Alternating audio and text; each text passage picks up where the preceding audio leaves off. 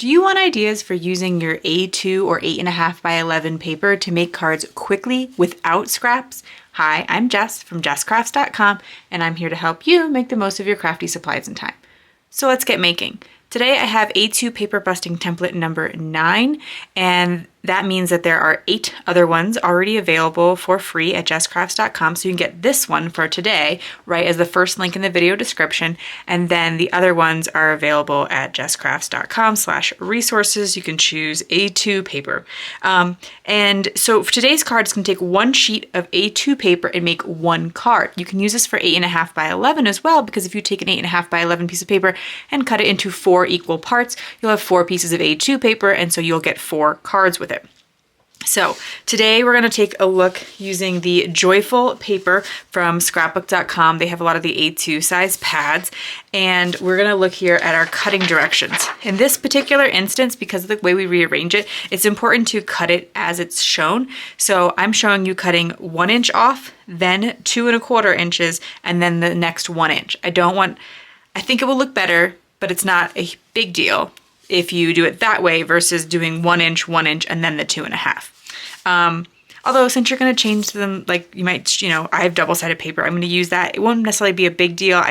I want to show it the way I think it would be best. So I will take 1 sheet of A2 paper. I'm going to cut 1 inch off of each side. So I'm turning it over in this instance and cutting another 1 inch off the side, but you could then instead just measure the 2 1/4. All those measurements are on there. You don't need to think about any of this.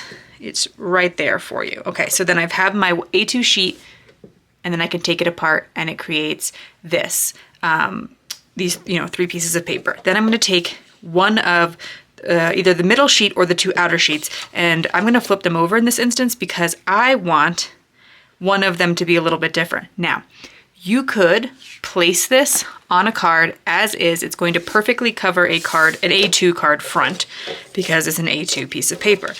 But in the sketch, I'm gonna call for a mat, just in case you prefer to either create a little bit more of a definition between the 2 sides of the paper. Maybe you're using single-sided paper, and so it would be nice to break it up a little bit.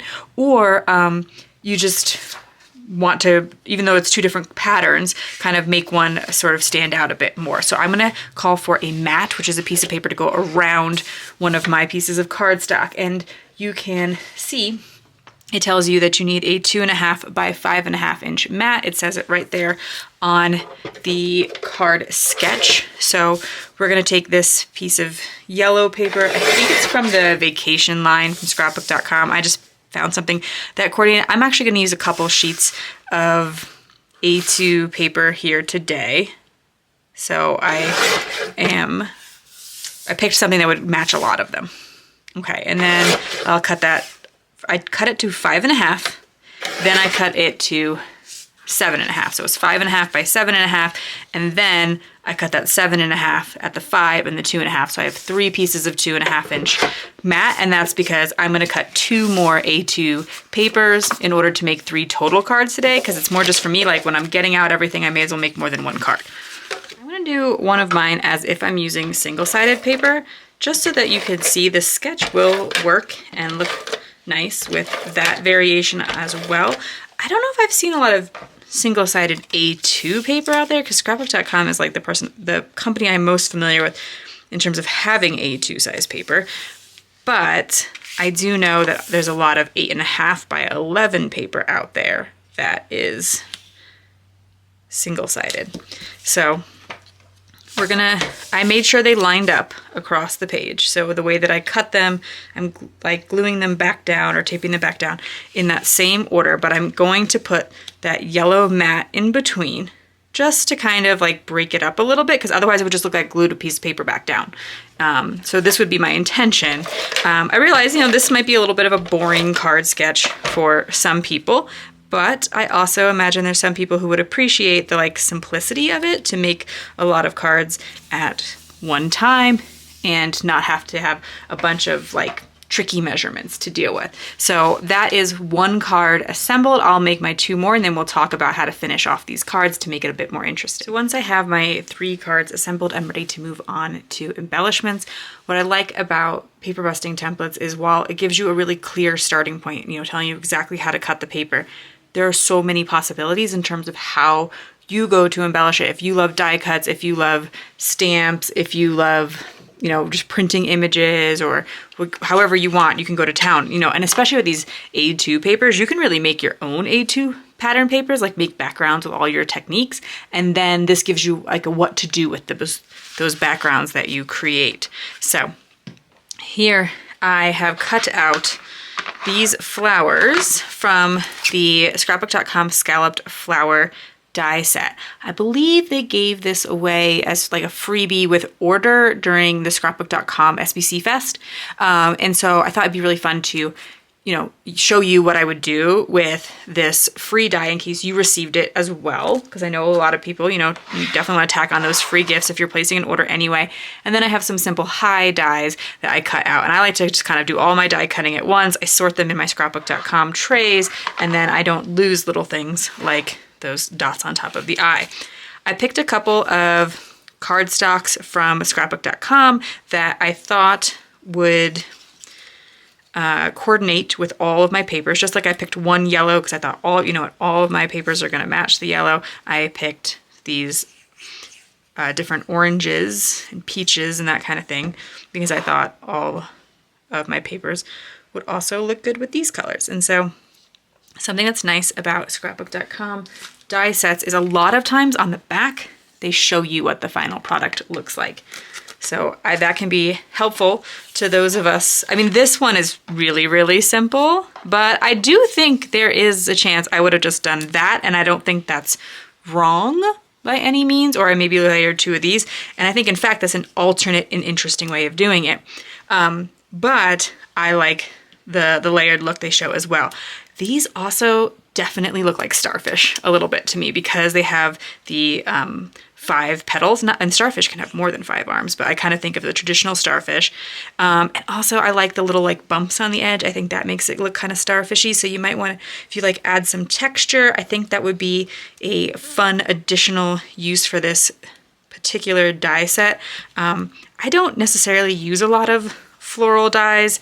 I like to donate my cards, which, you know, you guys all know that, and I say that a lot, but a lot of organizations say, you know, hey, we need a variety of cards. We get enough floral cards. Those are never in short supply. But, you know, cards that are really well suited to like kids or teenagers or, I don't know, just a variety of people. Like floral cards seem to never be like, hey, we don't have enough of those.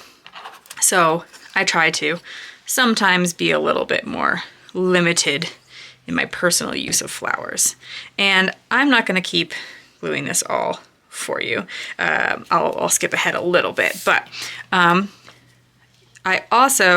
think what's fun here is now I can either layer the same color together, or I can mix it up and add dimension, or add interest to each card. I kind of like it better with 2 different colors, so that's what I'll do. And then in this die set, they show it with this little flower, but there's also a circle. So if you like a more traditional look, and I cut that out of some yellow cardstock scrap as well, kind of to call back to some of the yellow that's in the different pattern papers.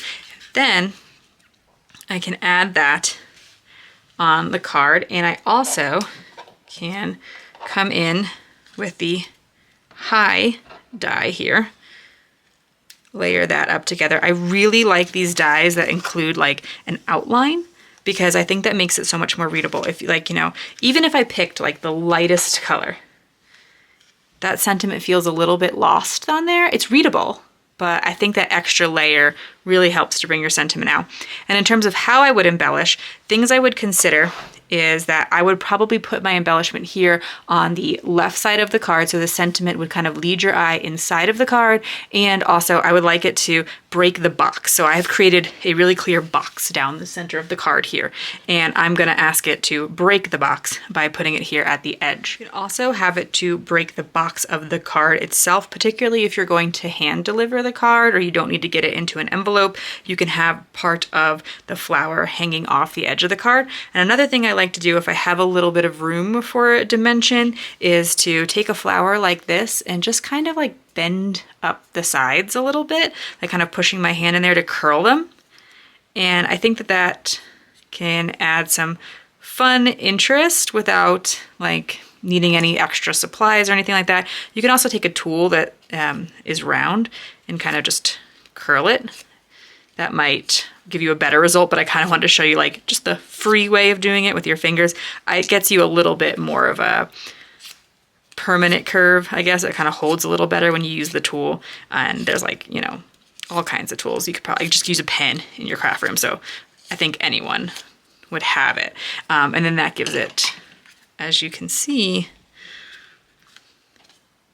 a really good amount of pop there. So perfect for hand delivery type cards.